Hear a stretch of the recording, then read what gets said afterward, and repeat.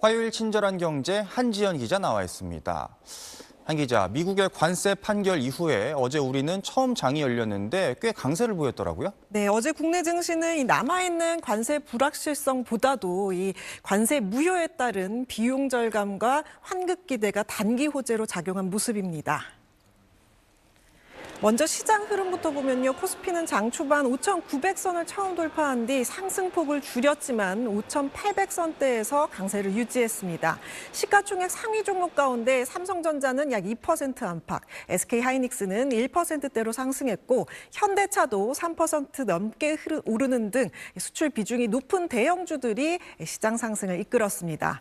미국 대법원이 기존 상호관세 근거를 위법으로 판단하면서 당장 이 강한 관세 부담이 확대되진 않을 수 있다는 기대가 투자 심리를 자극한 겁니다. 즉, 이 최악의 시나리오는 일단 피했다는 단기 안도감이 먼저 반영된 장이었습니다.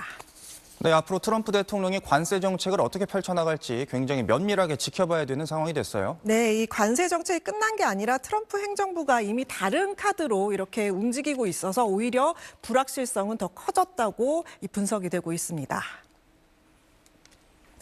트럼프 행정부는 이 기존 관세 근거가 막히자 다른 조항을 활용해 글로벌 관세로 이름을 바꿔 부과한다는 방침이죠. 한국의 경우 기존 협상으로 적용받던 관세율이 15% 수준이었는데 새로 거론되는 무역법 122조에 따른 글로벌 관세도 비슷한 15% 수준이어서 실제 기업 부담이 당장은 크게 달라지지 않을 수 있다는 분석이 나옵니다. 하지만 이 조치는 최장 150일짜리 임시 관세라 이후에는 다른 법을 활용한 추가 관세로 넘어갈 가능성, 또 반대급부로 대미 투자에 대한 압박이 더 강해질 가능성까지 있습니다.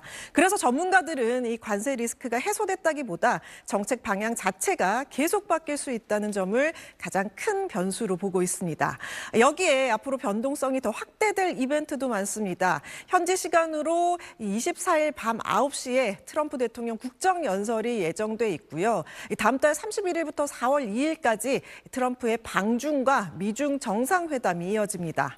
업종별로 보면 자동차는 관세가 15% 수준으로 유지될 가능성이 거론되고 있지만 아직 안심하기는 이르죠. 철강은 이미 50% 수준의 고율 관세가 유지돼 부담이 계속되는 상황입니다. 0%인 반도체 역시 향후 대상이 될 가능성이 거론돼 가장 큰 변수로 꼽힙니다. 일부에서는 화장품, 음식료 같은 업종이 상대적으로 영향이 적을 수 있다는 분석도 있지만 통상 환경 자체가 불안정한 만큼 시장 전반의 변동성은 피하기 어렵다는 평가입니다.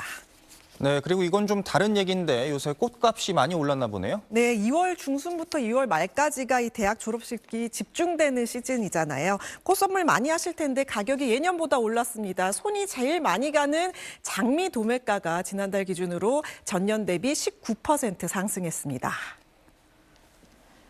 풍성하게 많이 사려고 양재 꽃시장도 많이 찾으실 텐데 꽃다발에 쓰는 생화 도매 가격도 지난달 12% 넘게 상승했습니다.